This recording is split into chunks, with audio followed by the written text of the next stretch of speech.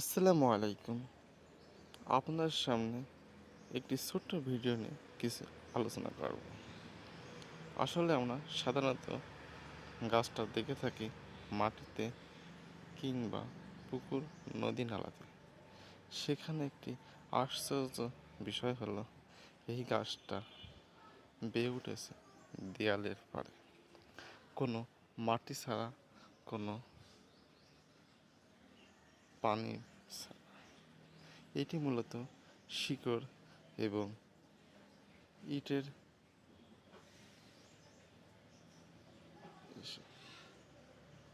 এই শিকড়টা মূলত সিমেন্টের সাথে এবং মাটির সাথে আটকানো না।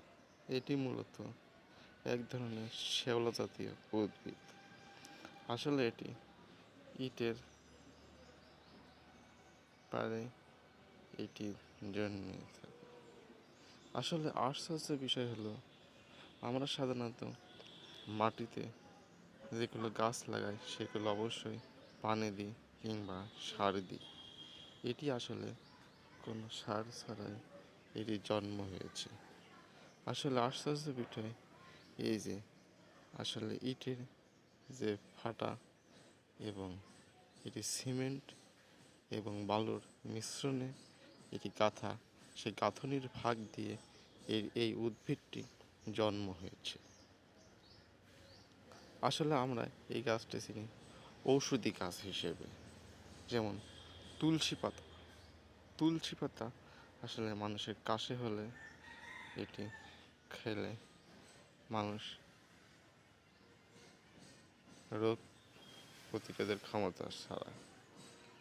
আসলে এই গাছটা বেড়ে উঠেছে একটি ইটের ইসে।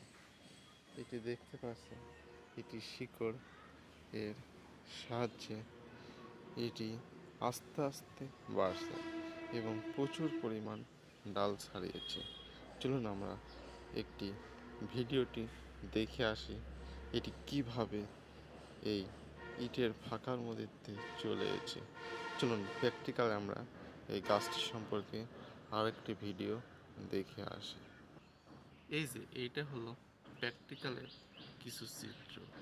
আসলে দুটো ইটের ফাঁকার মধ্যে একটি গাছ বেরিয়েছে। এটি সিমেন্ট এবং বালু দিয়ে এটি গাঁথা।